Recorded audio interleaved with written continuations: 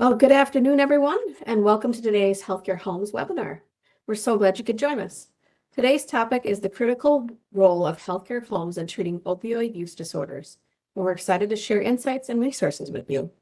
This session is presented by Randy Callahan from the Minnesota Department of Health, Jessica Hultgren from the Minnesota Department of Human Services, Ashley Anderson from the Minnesota Department of Health, and Courtney Wen from CCM Health.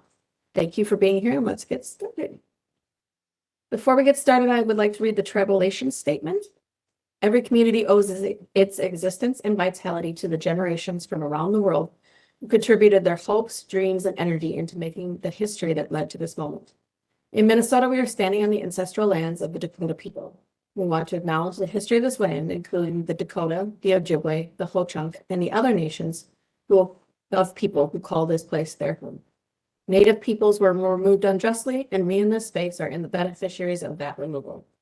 At MDH, we understand that the land is related to health, and we want to be good stewards of the land we are on. This acknowledgement is just one piece of that. We understand that systemic racism, historic trauma, and genocide that has impacted Indigenous communities and the peoples in our state. We recognize that the land acknowledgement is a first step. We support the action with the resources and shared decision-making to meet tribal public health priorities and needs. With our Indigenous neighbors and coworkers, we can advance health equity and work to ensure all communities across the state are thriving and all people have what they need to be healthy. We encourage state employees and the public to research the history of the lands that we are on, and if you are able, find Native-led events to attend, organizations to support, and causes to champion. Just a quick note, this webinar is provided free of charge from the Healthcare Homes program at the Minnesota Department of Health, and we thank you for being here today. Also, please note that your microphones have been muted upon entry. Please put your questions into the chat, and this webinar is also being recorded. And now we will turn it over to our team at those entrants today. Excellent, thank you. Well, good afternoon. Thank you for this opportunity to talk about the critical role of healthcare homes in treating opioid use disorder. Next slide, please. Today, we're going to go over opioid use disorder and the medications for opioid use disorder and include relevant public health data. We're going to also present strategies for low barrier access to MOUD and share learnings from our Minnesota healthcare home site, CCM Health. Next slide, please. And I myself am Randy Callahan with the Department of Health, Jessica Hultgren, who's with the Department of Human Services, Ashley Anderson with the Department of Health, and Courtney Wen with CCM Health. Next slide, please. As many of you know, drug overdoses continue to deeply impact the lives of Minnesotans. Next slide, please. We're going to do a poll here. If you could answer the question. So for every fatal opioid-involved overdose in Minnesota, there are blank number of non-fatal hospital-treated overdoses. Is it A, 15, B, 5, C, 1, or D, 10?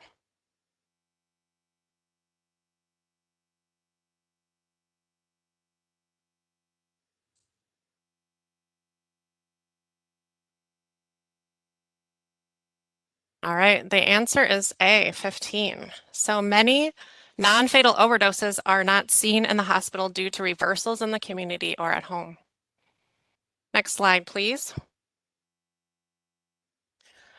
The number of opioid-involved drug overdose deaths in Minnesota has decreased for the first time in 5 years. Next slide, please. This slide highlights the stark racial disparities in drug overdose deaths here in Minnesota over the past 6 years. Overdose mortality rates for Black, African Americans, and Hispanics increased, while Native Americans and whites saw a slight decline in 2023 data. Next slide, please. The rate of non-fatal opioid overdose has varied by region from 2022 to 2024. As you can see, the top being the metro, and second and third are northeast and northwest. Next slide, please. fatal opioid overdoses represent only 15 to 20% of all opioid-related hospital visits. The remaining visits are often due to other opioid-related conditions, such as withdrawal, dependence, intoxication without overdose, or complications from long-term opioid use. We have had some success in reducing the number of fatal and non-fatal overdoses. However, the number of opioid-related hospital visits remains stable. Next slide, please. These findings show that when a decedent had evidence of being recently released from an institution in the 30 days preceding their fatal overdose, the most cited institute was a hospital, representing a critical access point for intervention. Now I'm going to hand it over to Jessica.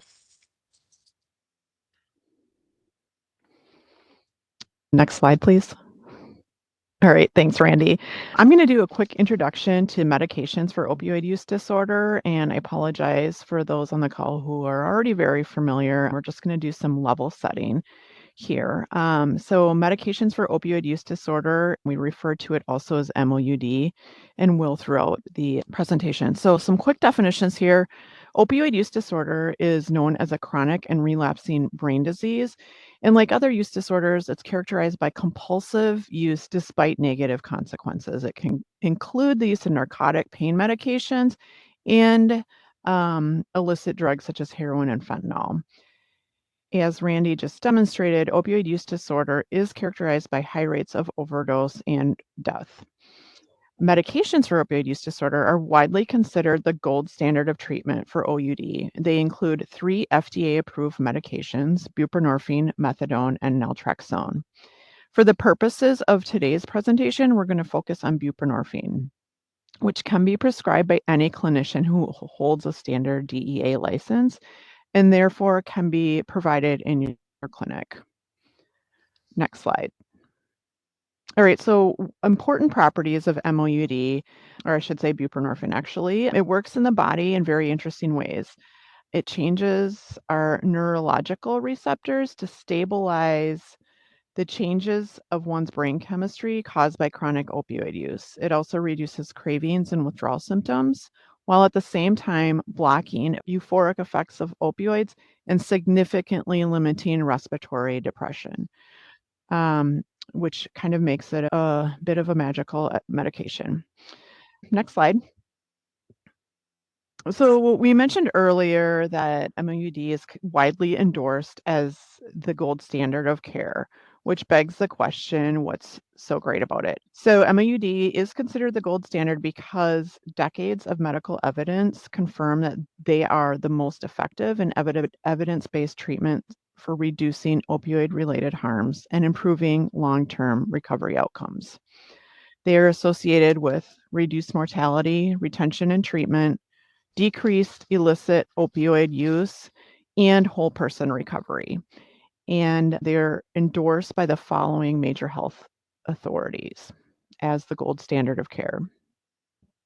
All right, so next slide, we're going to do another little poll.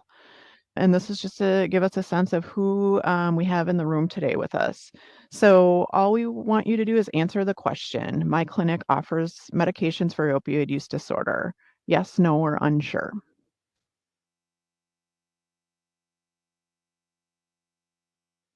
All right, quick to respond. Thank you, everybody. And how are we looking for results here?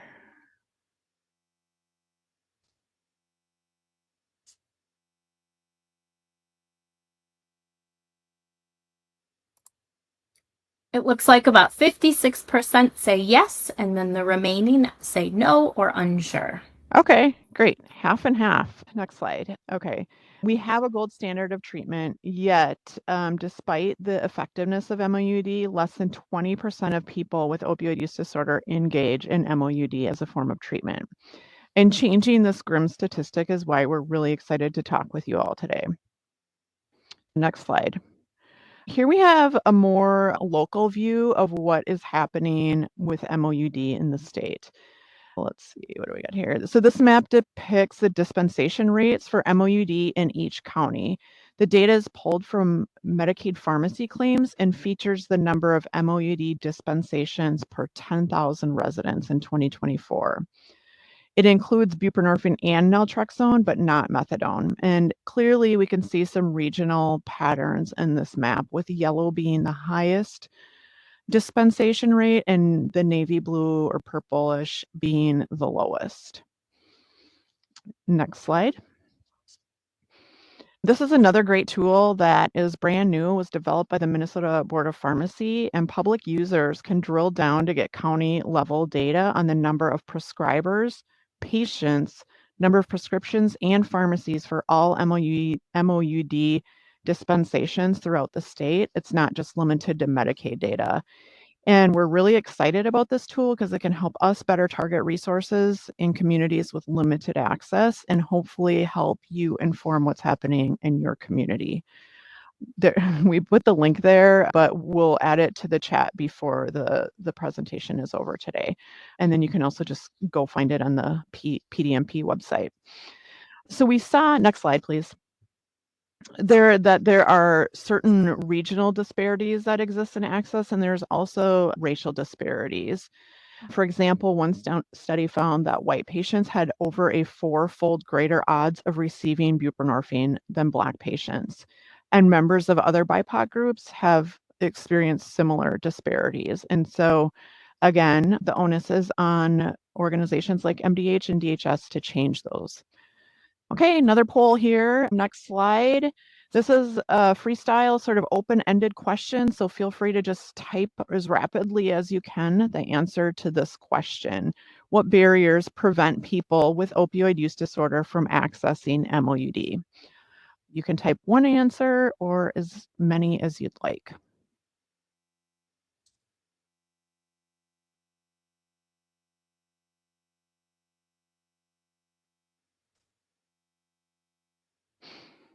I should have put in some music here while we waited.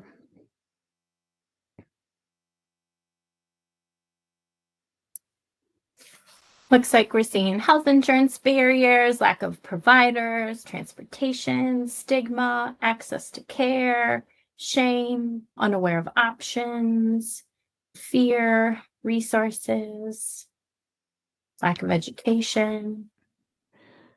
Awesome. Actually, we can go right to the next page or the next slide. What you stated in your responses aligns very closely with the evidence. So the following factors are proven to impede a person's ability to access MOUD. Lack of prescribers, stigma, as was noted, not only for patients, but the providers who offer it, provider fear, hesitancy, and lack of education, lack of support at the health system level for both patients and the providers, geography and transportation, as we discussed, fear of precipitated withdrawal, and then the insurance and billing items that were referenced. So as we can see, there's a lot in our way. Next slide. Recognizing the urgent need to support widespread access to MOUD, the federal government made 2 recent policy changes that were intended to significantly improve access. First, they voted to remove the X waiver, which is a special certification clinicians needed to prescribe buprenorphine for the treatment of OUD. So effective in 2023, clinicians no longer needed to have that X waiver from SAMHSA to prescribe buprenorphine.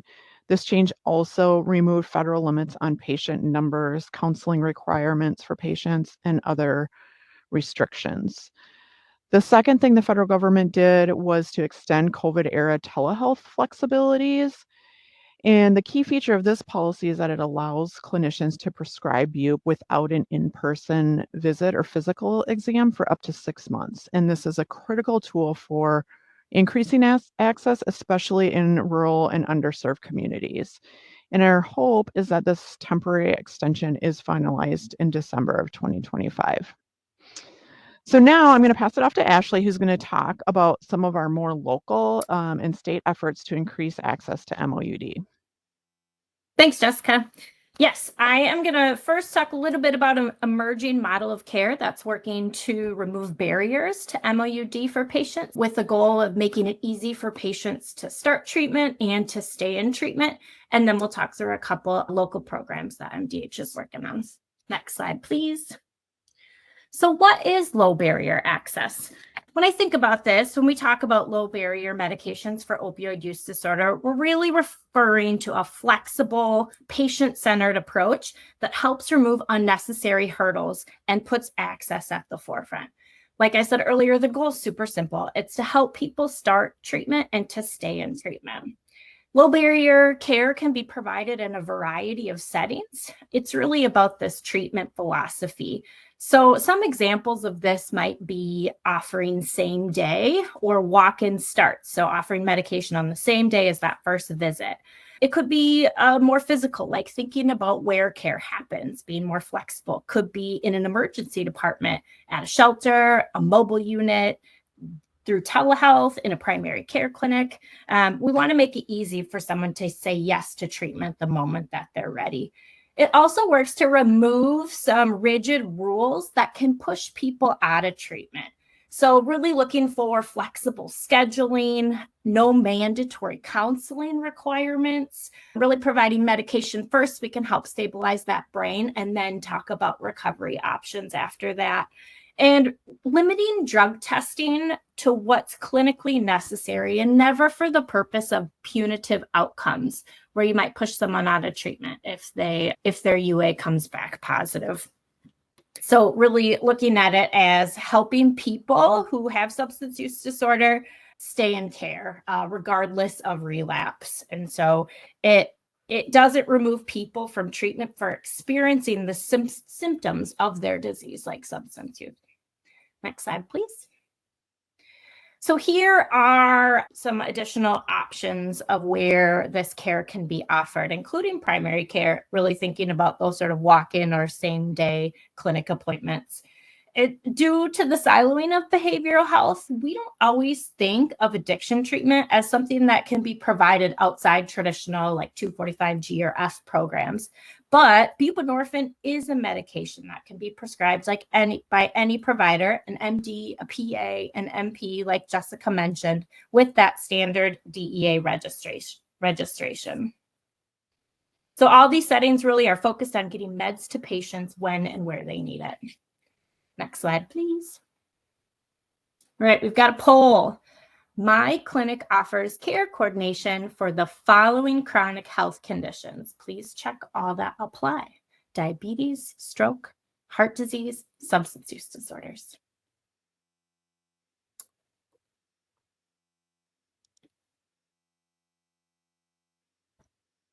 All right, so it looks like everyone's providing care coordination for diabetes, stroke, and heart disease. 100%, 96%. But substance use disorders, it's a little lower. That's at like 76%. So we'll talk a little bit more about that next. Next slide, please.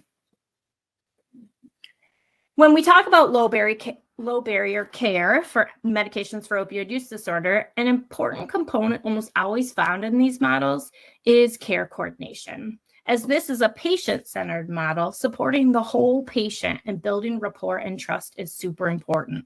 This patient population has often felt abandoned by healthcare and the larger society. So really ensuring a warm welcome and a supportive environment is key to retention and engagement. I imagine that this slide looks wildly familiar to all of you with your care coordination roles for your other chronic conditions, and looks similar as substance use disorder could look as well. Next slide, please. So now I'll talk a little bit about some MDH programs that are working to expand access to medications for opioid use disorder. And two of those initiatives that exist currently are with emergency departments and with EMS. Next slide, please. So emergency departments are a key partner in helping patients with opioid use disorder access treatment. The graph that you see on the right are results from a study done to determine the 1-year mortality of patients who were treated for a non-fatal opioid overdose in Massachusetts emergency departments. The results concluded that the short-term and 1-year mortality of patients treated in the ED for non-fatal opioid overdose is super high. The first month, and particularly the first 2 days after that overdose, is the highest risk period. So this highlights the importance of engaging with our emergency departments as a frontline partner in starting and connecting patients to treatment following these opioid-related events. Next slide, please. So following this data, we worked at MDH to launch a network of emergency departments in Minnesota working to increase the provision of MOUD 24/7 through their emergency departments. So current project partners are Essentia in Duluth, Sanford at Bemidji, CentraCare in St. Cloud, and Abbott Northwestern and Hennepin Healthcare in Minneapolis. Following some other national programs that have found success with this model, each ED is employing a substance use navigator to help provide care coordination and linkage to ongoing care beyond that acute setting. Next slide, please. This slide shares some of our initiatives project data. So 1,340 patients received MOUD in 1,882 ED encounters in an 11-month period. We also asked these health systems to look at treatment retention after the ED. Are patients following up and continuing treatment after they started in the emergency department? And of those patients that initiated in the ED, 21% of them were retained in treatment at 30 days. Next slide, please. Next, I'll just share quickly a little bit about an initiative to increase the provision of MOUD in the field by EMS. Next slide, please. So we know, like we said before, EDs are important to starting MOUD, but not every patient who experiences a non-fatal overdose interacts with a hospital. In Minnesota, the average regional rate of non-transport after a non-fatal opioid overdose was 14% in 2023, and that ranged by region. So 4% on the lower end and up to 24% up in some regions. So we identified EMS as a key partner in treatment engagement. Next slide, please. So EMS has worked to support, or MDH has worked to support EMS in its response to the opioid crisis since about around 2019. One of our priorities is to increase the provision of MOUD in the field by EMS. MDH is currently funding Hennepin EMS to launch an EMS bridge team, which works to provide BUP in the field, as well as providing some additional care coordination components to patients that they serve. Next slide, please. And lastly, Hennepin EMS is also funded to create Minnesota Bridge. And so one of the Minnesota Bridge is a dedicated EMS-led resource to support EMS providers in initiating MOUD in the field. So if you go to minnesotabridge.org, you'll see EMS protocols, training materials, clinical guidance, implementation tools, all to help EMS organizations start BUP in the field and connect patients to ongoing care. One of our goals here at MDH is a no wrong door approach to accessing treatment for opioid use disorder in Minnesota. We know that emergency medicine, both EMS and EDs, are not designed to provide ongoing care, but rather just be an entry point to treatment and connection to care. And so really connecting patients to care beyond that acute setting. So my colleague, Randy, will share next about the role of primary care. Great, thank you, Ashley. So primary care is essential to rural communities. They offer trusting relationships. They know the staff or nurse in the county jail and make those connections after a person leaves the jail or the ED. They can provide early screening and diagnosis. They are patient-centered and can offer a wide range of provider types. Next page, please. Next slide, not page. Tackling overdose with networks, TOWN, is a clinic-based primary care model that works to build capacity, increase access to MOUD, monitor prescribing practices, and increases community coordination and collaboration. The TOWN program is successful if the site has three very important components: a care coordinator, a provider champion, and the administrative buy-in. And I would almost argue a fourth, which is a person at the desk right when you walk in the door. They set the stage on providing a welcoming environment for all patients. Next slide, please. TOWN started back in 2019. We have had a total of 16 different sites who have implemented the program. I am not a provider and I don't give out medical advice. However, we do have a technical assistance provider who is an addiction medicine expert who helps other providers when they're starting a patient on buprenorphine or any challenging cases. We also have an agency called YourPath that provides tele-MOUD when providers are unable to get patients in immediately, so then they can work on a process that works for each site to ensure that that patient gets in as soon as possible. Next slide, please. The town program has served over 4,000 patients, and we have increased the number of providers who are prescribing. To date, the town program has increased the number of providers who are prescribing MOUD. However, we still have a lot of work to do. Providers can have a standard DEA license to prescribe in 8 hours of training, but a majority choose not to obtain one and take on an MOUD patient panel. What did the patients report? They reported that the most important component of the town program is the care coordinator. They are kind, trusting, and they help patients navigate next steps. Next slide, please. This is a team-based approach. It takes us all to be part of the solution, to identify a point person who can be that care coordinator who can help develop processes when someone walks through that door, or be the number that someone calls when they are ready for treatment, to be that person when a patient is leaving the hospital and are ready to begin treatment and ongoing care. The care coordinator is patient-centered, non-stigmatizing, and can work with behavioral health, OBGYN, and other specialties. Care coordinators are the champions within the clinic, increasing access to MOUD and getting more primary care providers confident in prescribing for patients who need care. Now I'm going to turn it over to Courtney, who's going to talk about her experience at CCM. Hello, my name is Courtney Wynn, and I'm the Behavioral Health and Addiction Services Coordinator at CCM Health, which is located in rural Minnesota, Montevideo, Minnesota. I wanted to talk about the importance of care coordination. I think that my colleagues have done a great job of talking about that so far, but I just really wanted to dive deep into what care coordination means at our hospital for addiction services. I also wanted to thank you all for this wonderful opportunity to take this time to talk about my passion. Next slide, please. So a little bit about the program history. 2018 was when we found out that we were receiving the initial Towns grant through the Minnesota Department of Health that Randy spoke about earlier. And with that grant, we were able to initiate our Suboxone program. That averaged about 10 patients at a time. Obviously, with addiction, that ebbs and flows, but we were able to create all of the policies necessary to have that Suboxone program. We also utilized the resources of the grant to make sure that we were providing education to our patients and staff about addiction. In 2020, we had the healthcare home model, which brought us to 2024 when we were able to introduce addiction services to the healthcare home model and implement care coordination services at CCM Health with addiction. During that time is when I was hired as the RN, and I really wanted to take the opportunity to have this grant funding to implement additional structure to our addiction services, extra policies, and able to really dive in and find out what care coordination meant in addiction services.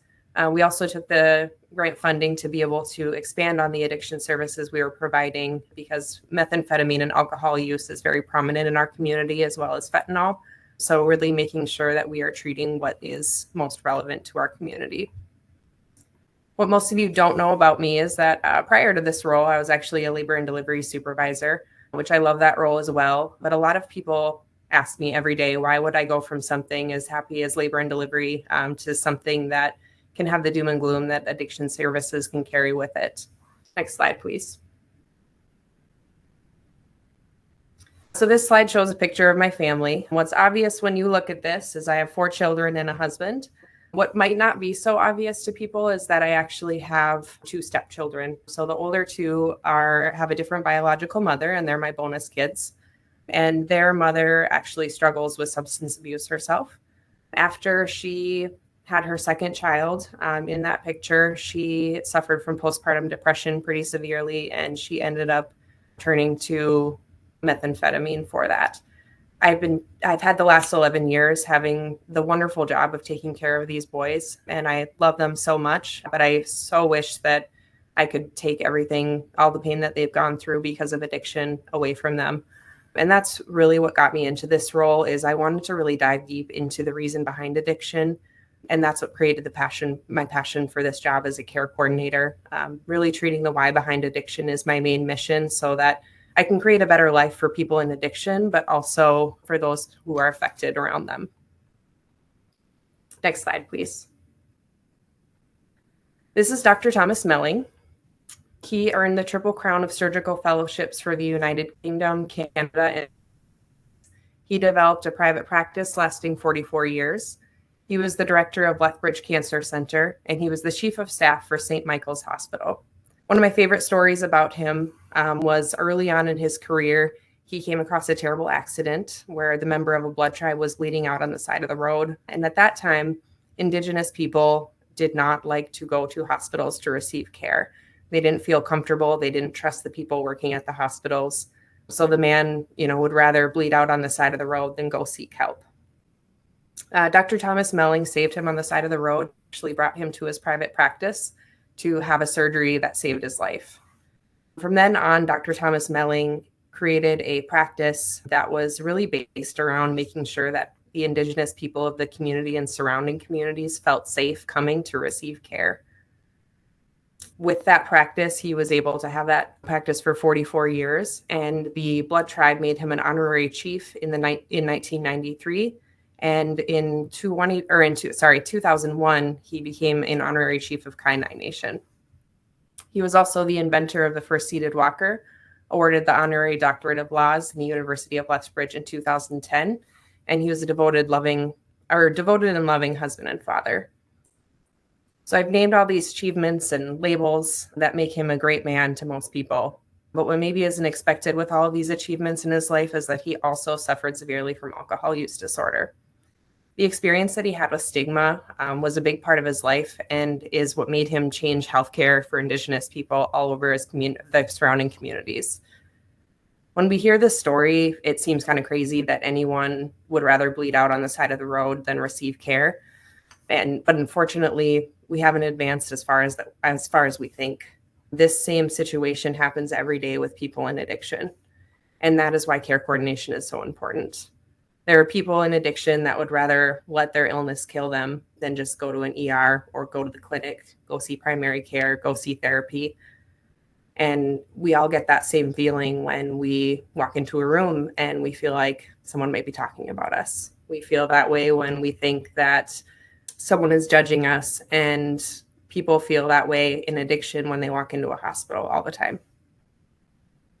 So that is part of what we can change by utilizing care coordination in addiction services. It gives people a safe place to seek care with someone who they feel comfortable with to assist them with all of their healthcare needs, like Randy alluded to earlier. It also creates a role in the hospital to help educate others about addiction and stigma.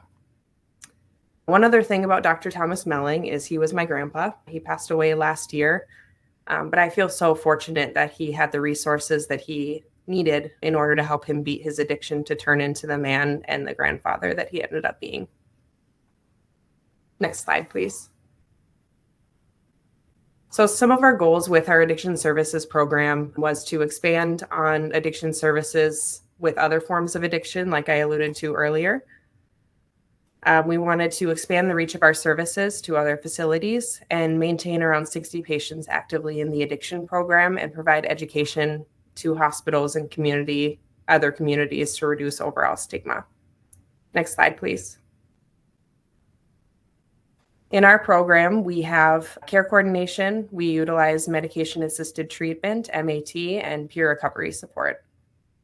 Next slide, please.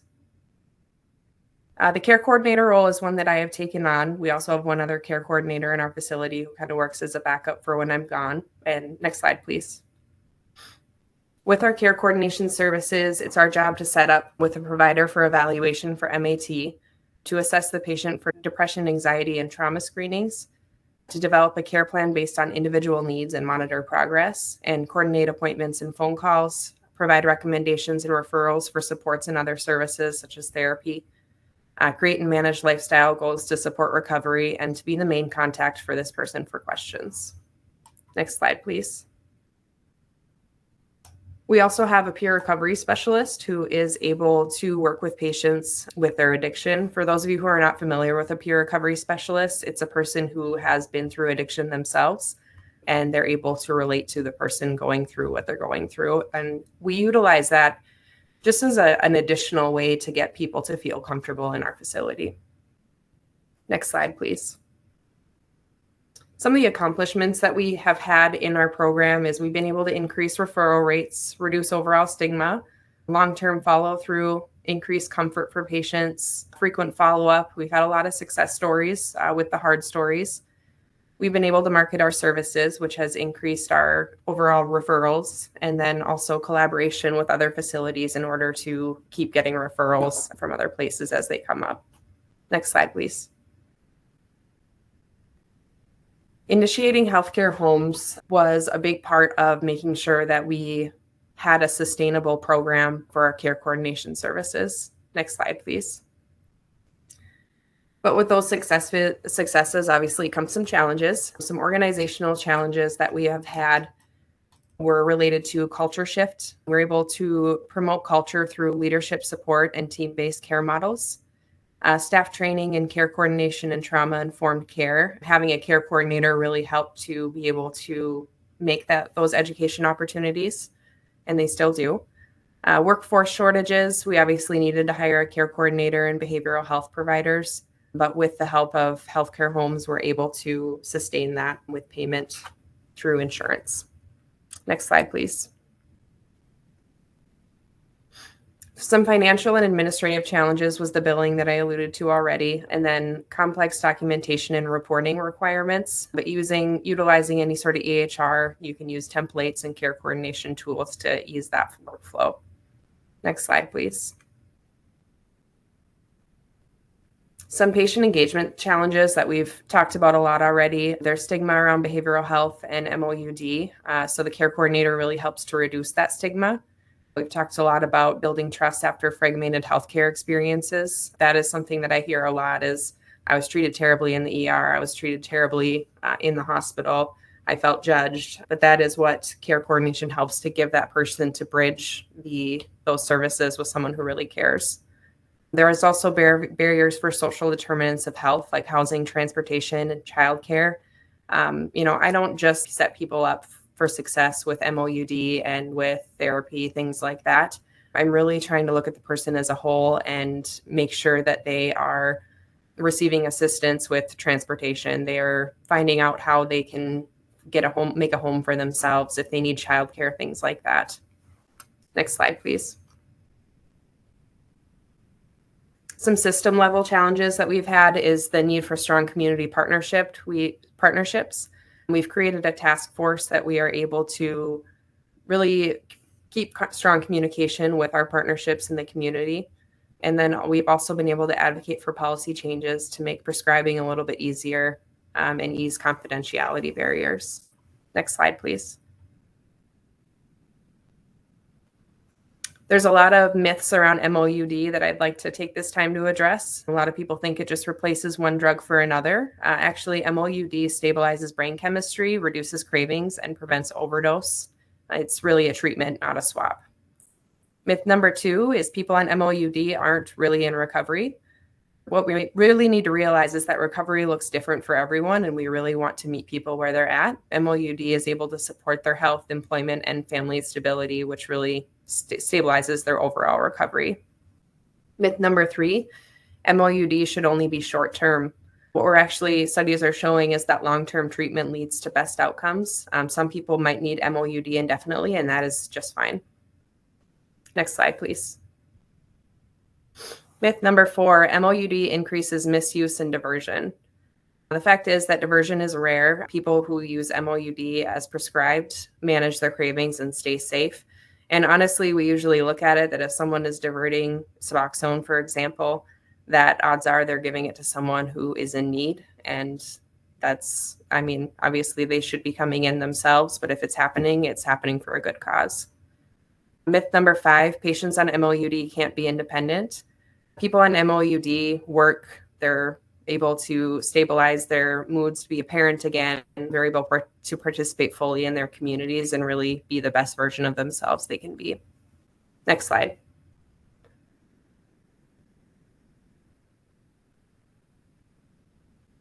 MOUD isn't effective. MOUD actually cuts overdose risk in half, improves survival, and keeps people in treatment. Myth number 7, detox is enough. Detox alone has a high relapse rate and overdose risk. MOUD plus support is the gold standard, and that's where care coordination comes in. Next slide, please.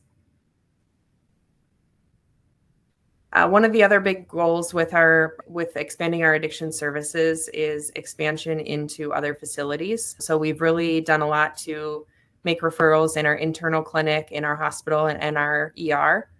We've also gone to external clinics to talk about our program and make sure that they know what's available so that we can receive the referrals necessary. Something that I'm really excited about is a project that we're doing in our jails. We started doing care coordination services in the jail, and we are also at the point where 2 of the 3 jails that we work with are allowing us to start MOUD while they're in jail.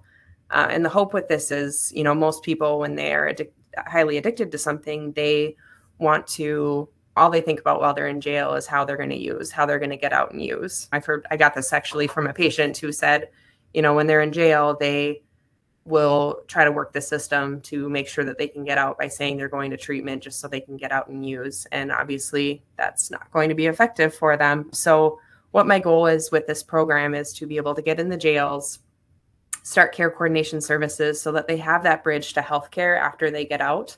But we are also starting the medications that will get them on a therapeutic dose before they leave the jail. That way, instead of having the first call be to their drug dealer, their first call is actually to the healthcare facility to continue their treatment program. One of the next goals that we haven't quite started on yet is to coordinate with the Upper Sioux community. Next slide, please. The process that a care coordinator takes in our hospital is we take the intake call, get to know the patient. We have an initial visit where we have an initial assessment, a behavioral health assessment. We set up chemical use assessments if needed, enroll in care coordination, set up goals for them to continue their recovery, assign the addiction services agreement, and set up resources based on those assessments. So if someone needs to find a job, I will help them to find the job, to apply for it. I've even helped patients get ready for the interview process if they're not super comfortable with that. I also do very frequent follow-up calls, kind of become their friend in their back pocket that they have in order to stay successful in their recovery. And I also make sure that they don't fall through the cracks and they show up to their follow-up appointments and continue their care here. Next slide, please. This is our brochure. It has our Live Free slogan on the front side. Next slide, please. And on the inside, it shows on the left side is our care team for MOUD. These are our prescribers. And then on the right side, we also have our behavioral health team. One of the big things that I wanted to do when I took this role on is, like I said, dive into the reason behind people's addiction. So I don't just throw meds at them and cross my fingers. What we do is we utilize the MAT to help their cravings, but the real goal towards their long-term recovery is the reason behind their addiction. For some people, that's untreated ADHD. For other people, that's depression, anxiety, PTSD. And if we don't deal with those things on the back end, the MAT can only go so far. So it's really the gold standard should be the MAT plus the care coordination in order to help find the why behind their addiction. Next slide, please. This slide is showing the back side of our brochure, which shows our care coordination team as well as a peer recovery specialist. And I wanted to close today. I talked earlier about having success stories, and this one just came up yesterday. So this was not supposed to be a part of this at all, but I'm excited to share kind of what I experienced yesterday. So 8 months ago, I got a call from a hospital saying there was a patient in the hospital who needed addiction services. I looked at the chart. He was a male in his 20s who suffered from substance use disorder. His drug of choice was methamphetamine. I walked into the hospital room and I see that he looked about 30 years older. And I could not believe how thin he looked. You could see the bones through his gown. He had a long beard. He had scraggly hair that looked like he hadn't brushed it in years. But I was really excited to get to know him because I wanted to get to know what brought him to that point in his life. Unfortunately, when I talked to him, it didn't, go as picture perfect as I planned, because it never does. I felt like everything I was saying was just going right over his head. And I could tell that literally while I was sitting there talking to him, he was planning the next time that he would be able to use. But I still sat there, gave him the best spiel I could, and he did agree to set up an addiction services appointment. And he came to it the next day, but then he later admitted when he got to his appointment that he actually showed up on accident. He thought that it was the follow-up that was required for his hospital appointment.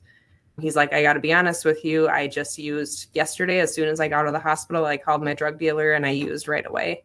I'm just not ready for a program like this. And he left. I didn't give up on him. I kept calling him. He didn't answer, left voicemails. I wanted to make sure that he knew that we were there for him. And about a week later, I received a notification that he was in the ER through Epic because I had signed him up for care coordination. And I asked the ER nurse for permission to go visit him, which he agreed. And I found out that he was there because he had been picked up by the police for a warrant and brought just to the hospital or to the ER and then was going to jail right afterward. So I visited him in the ER, talked to him about his family, his friends, his kids, how he thought they would be affected by this. And he sat there and cried about how much of a screw up he was. And it was a very, very emotional day. Once he left the clinic or the ER and went to jail, I, had that tie with the jail, which helped me to keep a relationship with him. At that time, we weren't doing MOUD at the jail, but I was at least able to keep a relationship with him and talk to him. When he left the jail, I didn't hear from him again. Kept calling him, kept getting voicemail. Eventually his voicemail was full and I was not able to. But I keep up with patients for a year after they discontinue or not discontinue services, but not show up for an appointment, just because I wait for the day for that one call that I give them where they're ready to enter into our addiction services program. Finally, 6 months later, he called me and scheduled an appointment with addiction services. And it turns out he was in treatment that entire time. Right after he left the jail, he put himself into a long, intensive inpatient treatment facility for 6 months. And then instead of calling his drug dealer when he got out, like he usually would, he called me. And when he came to his appointment yesterday, he told me that he's been to treatment so many times before. And the first thing he's always done when he got out of treatment is to use or figure out a way to use, how to get the money to do it. But he said this time his main priority was to look in his wallet for the card that I had given him at our first appointment so that he could call me and thank me for saving his life. He said that all the doctors and therapists who helped him with his recovery, he felt like he owed his life to me as his care coordinator because I was the first person to show that I cared for him in his entire life when I still came to the ER, even though he blew me off at the appointment. He said, I know that you didn't have to do that, but it showed me that you were there because you cared and not just there for a paycheck. Adding care coordination to addiction services has given us the ability to walk alongside our patients beyond the walls of the clinic or hospital. It transforms a program into a lifeline for patients, one that can make the difference between being written off as another chart and being remembered as the person who cared enough to save someone's life. Next slide, please. We talked earlier about how the United States overdose deaths are, continuing to increase from 2018 to 2023. Next slide, please. And we have the exciting news that in 2024, it dropped for the first time. And it's because of programs like these that we're able to make the statistic a little bit of a happier one. But 101,000 deaths by overdose, that's something that's so preventable, is still too much. And that's why I'm hoping that talking to you about the care coordination services and MAT program will encourage you to do something like this at your hospital. Thank you.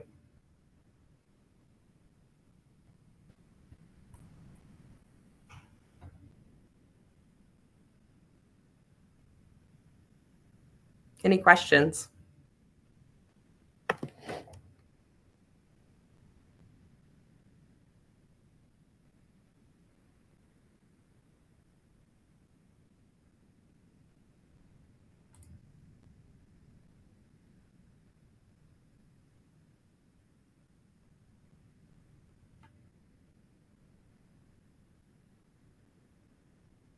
Feel free to put questions in the chat if you have any.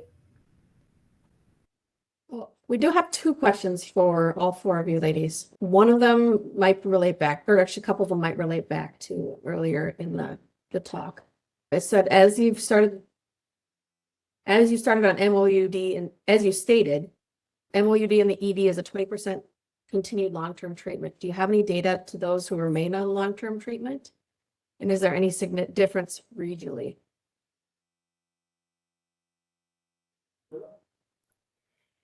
So we just had this program. I want to say the first date that we started collecting this was like April 1st, 2024.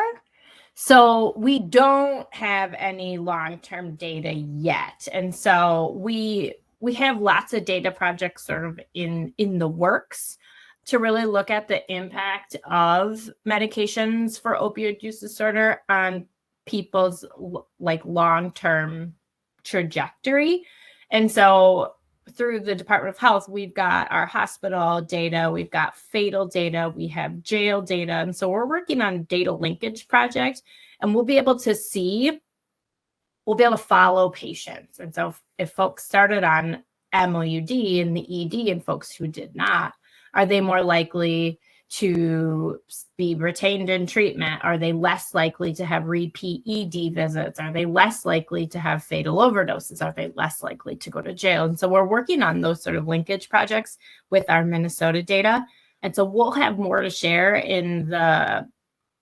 probably within the next year or so about those, but we haven't gotten there yet.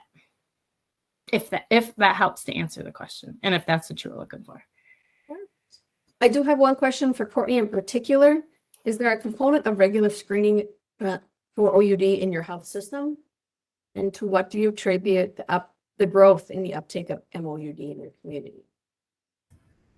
Sorry, I couldn't quite hear the question. Can you repeat it? Yeah, absolutely. Is there a component of regular screening for OUD in your health system in particular? And then to what do you attribute the growth in the uptake of MOUD in your community?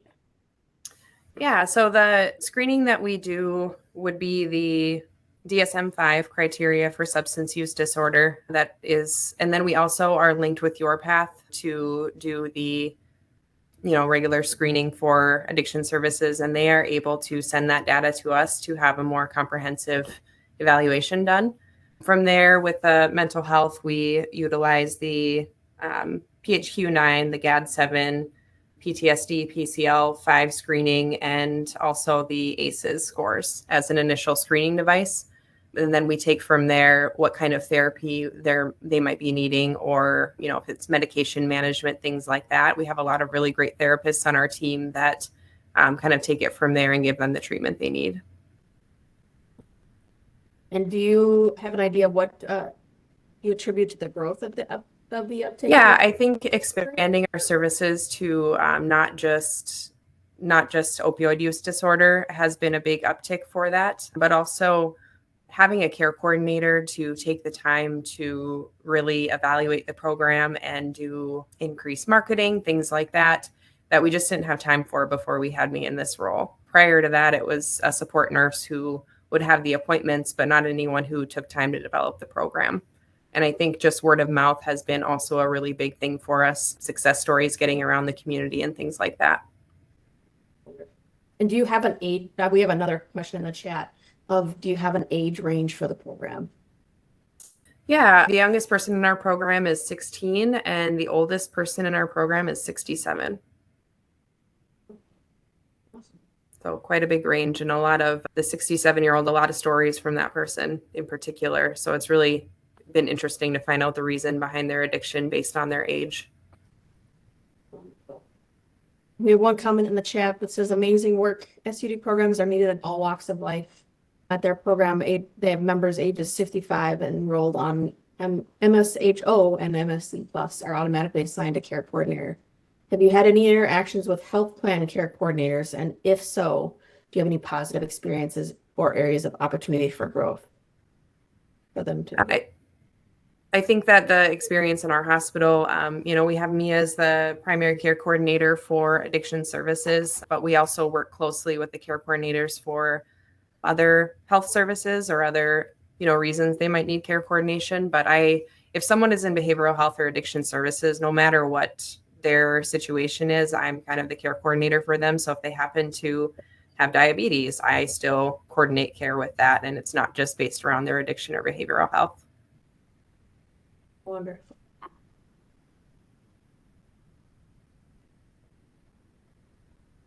Who would like to talk about the resources that are here? We just compiled a list of resources for you all if you're interested in learning more. This presentation will go out. You'll be able to click on these links. Locally in Minnesota, we've got some Project Echoes. I think they are on all different days, usually around the lunch hour, covering a variety of topics related to addiction, opioid use disorder, trauma-informed care, medications for opioid use disorder. Also put the PCSS, which is great resources for implementing MOUD programs into clinics. So there's just a variety of different resources here, a drug overdose dashboard.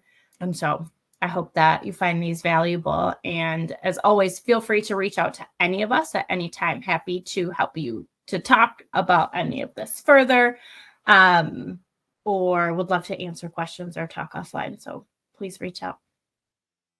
And as you can see, their contact information is here on the screen. We will include it in the follow-up email as well. Also, if you get a chance, we'd really appreciate it if you could take our survey that helps us plan for future webinars. And we thank you, Ashley and Randy and Jessica and Courtney, for your presentation today. I know it's been super important and valuable for all of our clinics that are listening and will be listening on our YouTube channel. And thank you everyone for joining us today. Thanks for having us. Thank you.